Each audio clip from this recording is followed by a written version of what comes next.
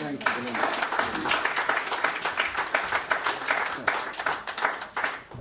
Hello, and my name is Jon Wedger, as mentioned by Belinda, and my purpose for being here is that I am a police whistleblower. I did nearly my full service. I did 25 years with the Metropolitan Police, mainly as a detective, and I specialised in child abuse investigations. It's an area of investigations I didn't want to go in, and like I've said before, the children found me. I never actually went looking for them. How it all started was that in the early 2000s I was asked to look into transient paedophiles that had gone missing post the implementation of the Sex Offenders Registry Act of 1997.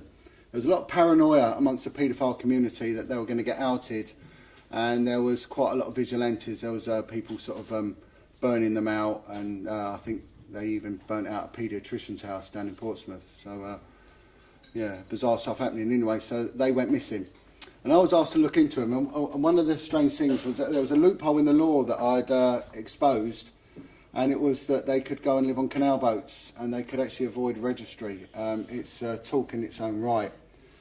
But something very strange happened, and this is where I sort of entered into the world of conspiracy.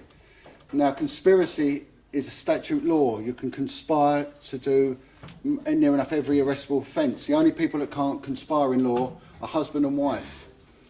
But what happens is this word theory or theorist gets shoved on the end, and it tries to make it nonsensical, but it exists.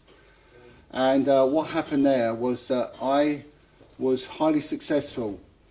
I'd been asked to find as many paedophiles that had gone missing within a 3-month period. There was 2 that were on the books, and I was told if you find another 2 we'll be happy. Within a month I'd found 90.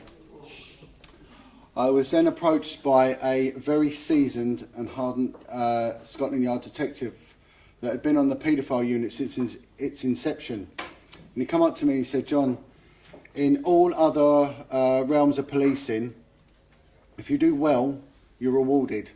When you look into this stuff, you get hit, and you get hit hard. Your name's being mentioned in the corridors of Scotland Yard. You need to watch yourself." Within 2 weeks of that, I was summoned by a senior officer and told that the operation, which is highly successful, was being shut down. They told that it was due to funding, but I quizzed it, and he was honest with me and said it's come from high up. But it was at that point I was also told of the fact that when in the past they'd investigated child sex crimes involving politicians, that similar stuff happens. And I was told about one very prominent politician of the day who had a liking for dressing up in women's clothing. There was 2 investigations into him and young boys, and on both accounts they were shut down. So then I realised that these things go on. I then moved on to quite an elite unit called the Vice Unit. And while I was on there, I was asked to investigate allegations by a very young teenage girl that she'd been worked as a prostitute. This girl, I went to see her at the time, the relevant time that she was being pimped out, as it were. She was 13 years old. She was given crack cocaine and heroin and worked as a prostitute all around London, but mainly Westminster. And she'd be taken from crack houses 1 minute up to posh West End Mayfair restaurants the next. She'd be traded for as little as 10 rocks of crack cocaine or as much as £2,000 an hour. When I spoke to her, she said, I'll approach the police on many occasions and they've dismissed it. And when I spoke to her, she said, "It's not just me, John, there's others." She gave me names of other girls who gave me names of other girls, and it just mushroomed. Very shortly, we had dozens and dozens and dozens of kids coming forward, and they ranged from 9 years old to 14. They were all on heroin and crack cocaine, and they were all being pimped out. There was rumours of people in the judiciary, ranked police officers, people with money, wealthy Arabs, right the way down to crack dealers. And what happened then was that I drafted a report. There were social workers coming forward, and they were saying it's not just in Westminster, John, this is happening in Croydon, this is happening in Haringey, this is happening in Hackney. One social worker said, if we don't put an end to this, John, there's one girl that we've got, she's so infected that she leaks, well, it'd just be graphic pus from between her legs every day due to how she's being worked. And she said she's going to die. So I drafted a report, a factually based report. I served this report to the intelligence unit, who in turn served it to the management. Within minutes, I was summoned to see a senior officer. Now at the time, I was still quite young. I was a single parent of 4 children. 2 of the children were not my children, and my ex-partner left them with me, yet I brought them up. I never received a penny from the state for it. Right, and them 2 kids were going into care. And I knew what was happening to the care system, because every single child I was dealing with, every single one of them was subject to a care order. They were deliberately preying on children from the care system because they had no one coming for them. And as I was to find out, it was a racket, and a very, very lucrative racket, and it had been going on for generations, at least 15 years prior to when I looked into it. I was brought in by a senior officer who, I've got to admit, I liked the guy. He was a nice man. He turned around to me and his demeanour totally changed. And he turned around to me and said, John, what the effing hell have you done? He said, what you've exposed is going to F us, past, present and future. This cannot and this will not ever get out. If you mention a word of what you've exposed, you will be thrown to the wolves. He said, you have no idea who or what you're dealing with. This is very deep. He said, I promise you now, you will lose your home, your job and your children. Shut the F up. Now, they were his words. They were predictive, because I refused to shut up, and I stood up and I continued to speak out. Thank you. I made allegations of corruption against this man, who got promoted to one of the highest posts in the land. I was told that I'll be dealt with as a protected witness. And then in the ensuing 3 years, the Metropolitan Police tried 9 occasions to arrest, charge and imprison me. And I'm going to say this is a length they'll go to. Anyone who is a victim and survivor of abuse, you will know that when you stand up, one thing happens: you stand alone, no one stands with you. I've got the utmost admiration for any victim and survivor that stands up and speaks out. It's an incredibly brave and honourable thing to do, but a very frightening thing. When you're a whistleblower, exactly the same thing happens.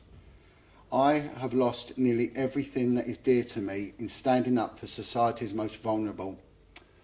I have been attacked monumentally, and like Belinda and many others, we get this vile trolling that occurs, which is, well, it's evil. It is absolutely disgusting, it's evil.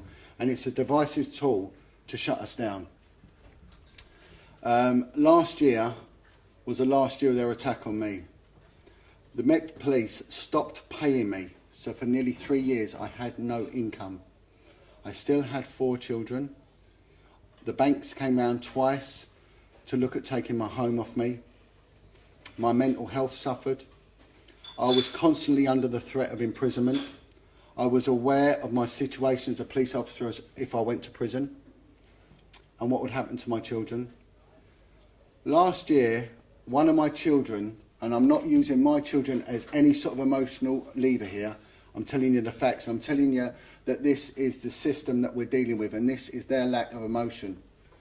One of my children was involved in a catastrophic and life-changing accident. His spinal column was severed by 95%, and his life expectancy was almost 0. He was on life support for 3 months.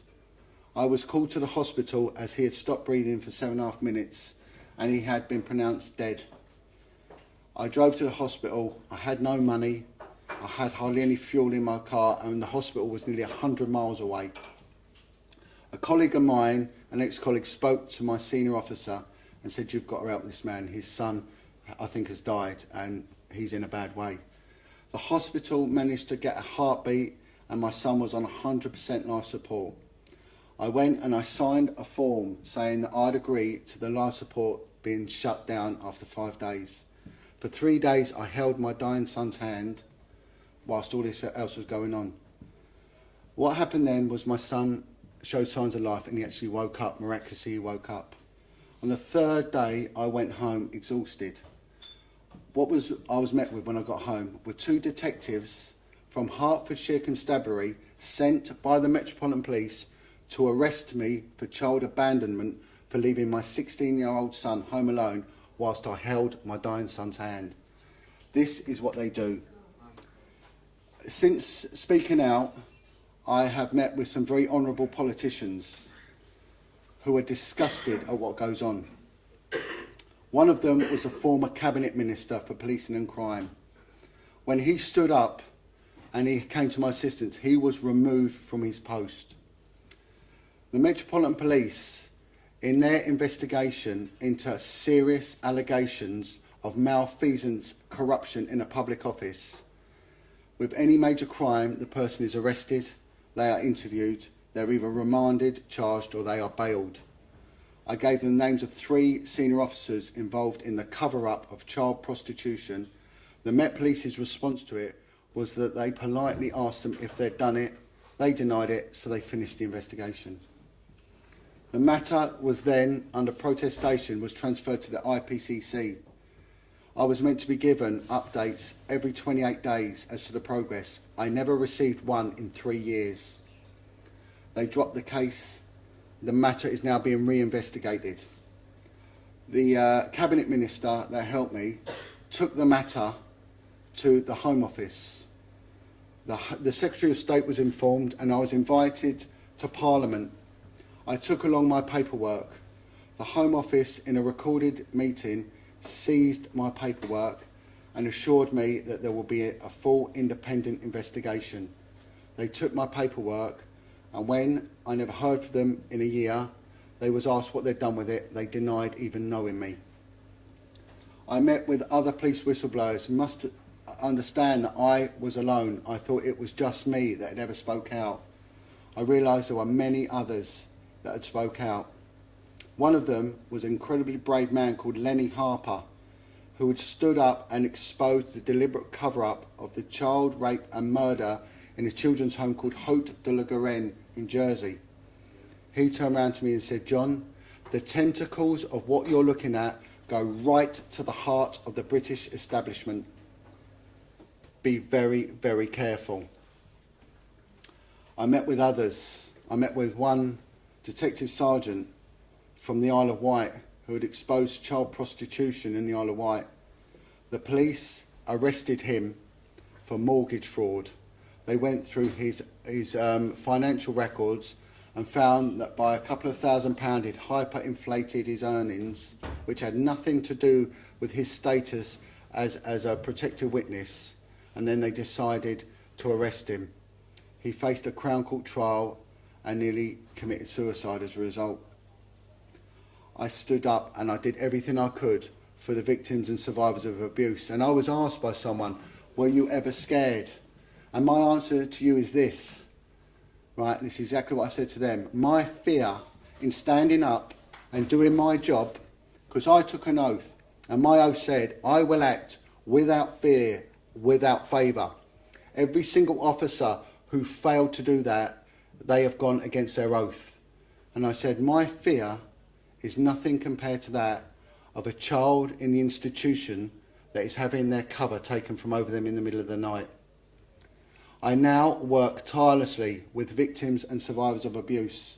I spend my own money in doing it. I've been accused of stealing charity money. I've been accused of working for MI5 like everyone else. They must employ more people than Tesco's.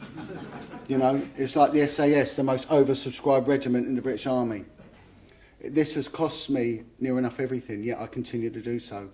I spent 7 hours in the presence of a man that was brought to his knees crying mercilessly because he'd never spoke out about his abuse. And he told me he got me through the internet, and I travelled all the way up to Rotherham to stay with him. Right, he's become suicidal because no one's ever listened. What we're looking at is a genocide against our children. 75% of prison inmates come from abused backgrounds. 75%. Our prison system has a 75% recidivism rate. It does not work. We are setting our children up to fail. I categorically proved to the Independent Child Abuse Panel, ICSA, that there is a monumental failing, and it's a designed failing. My evidence was classed as credible, corroborative, and there's another C, I can't remember now, but it'll come to me in a minute. Right, and it was passed on to the government panel, and I was appointed core participant status to give my evidence in a failing system. The day after the British government got my statement, they took out a judicial review and they amended the parameters so I was not allowed to give evidence. This is going on in our parliament. They are deliberately covering this up. I had a fella come to me saying, John, it's not just the lower and the working classes that suffer, because they're the ones predominantly that I've been working with. This guy, he's the son of one of Churchill's cabinet. He was raped by his father, who is a lord, who's dead now. And he said, it goes on in our public school system. And he goes on about Eton. He said, the fagging system in Eton is nothing more than a rent boy racket. And this is what we're getting, attack after attack after attack on our children. And whenever anyone boldly and bravely stands up to shine light, it's like someone said to me, when you shine a light in a sewer, the rats attack. And they do attack. And they hurt you, and they hurt you bad. But you must be resilient and you must stand your ground. And I say to everyone, you've got to drop the fear. I've been raising money for charities, which one of them is called the Lay Community, and it deals with alcohol and drug addiction.